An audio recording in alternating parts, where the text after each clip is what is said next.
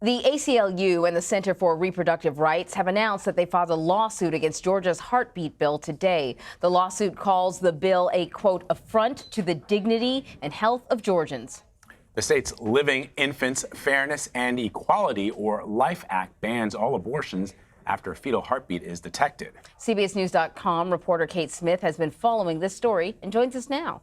So, explain to our viewers about this sort of heartbeat bill, because I think we covered it for a while, but then there was all this stuff happening in St. Louis, and we sort of shifted focus. So let's talk about this bill. So this bill is what we call a heartbeat bill, and it's been very popular in a lot of red states in an effort to both restrict abortion in their state and then also present a challenge to the Supreme Court. What it does practically is it bans abortion after a fetal heartbeat is detected in a woman's womb. So that generally happens around 6 weeks. And we've talked about this before, that is generally before women know that they're pregnant. So a lot of, pro-abortion advocates call this style of bill practically a full ban on abortions. And that's what it says in the complaint that was filed today. So what else do we know about this lawsuit? I mean, it's just interesting to me that this is happening. My mind is blown.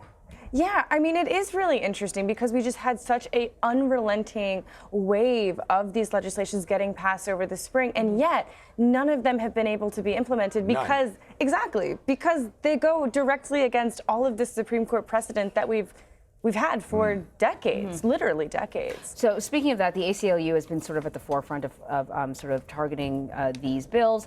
They've got a lawsuit filed against Arkansas for their 18-week abortion ban. What can you tell us about that?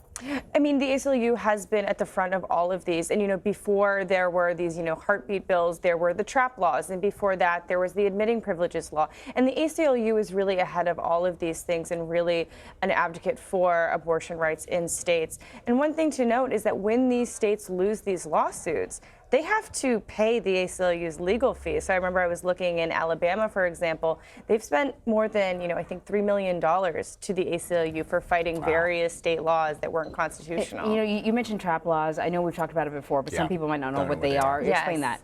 So trap laws, targeted regulation of abortion providers. These are state regulations that they look as if they are, kind of health department regulations. They'll say that if you provide abortion, for example, you need to have your hallways be a certain width. That's so a gurney can fit through it. Now, why that's so problematic for abortion clinics is because the abortion procedure is generally a very safe one. It doesn't really resemble what is necessary of like an ambulatory care center, for example. And then also, it's not really easy or feasible to make your hallway a little bit wider or to make your operating rooms a little larger. So they're kind of these things that seem very benign on their face, but then when you think about the implementation of them, they become very difficult to actually implement and keep abortion accessible for women in the state, and they've been very successful in shutting down abortion clinics all over the state. The states argue this is a matter of safety and sort of and being sort of medically correct or whatever, and the clinics say, hey, some of these restrictions or requirements are overreaching, and we think it's an attempt for you to sort of limit our ability to do the work that we want to do. That's exactly right, and we're seeing this play out in real time right now in Missouri. They are down to one abortion clinic completely because of these trap laws. So a couple years ago, they made it such that you have to have admitting privileges within 15 minutes away. Now, if you're a rural healthcare center, good luck finding a hospital that's 15 minutes away. That's the whole point, right? And so that's why they're down to just this one clinic. And now you're seeing a completely new way of regulating abortion and getting rid of abortion in a state, which is this kind of, their words, Planned Parenthood's words, is they call it a weaponization of the licensing procedures, right? So they have to get a license every year. That's perfectly normal. But how you do that process and how it looks and what are the things they're targeting, that is a completely new thing that we're seeing in the kind of the anti-abortion world.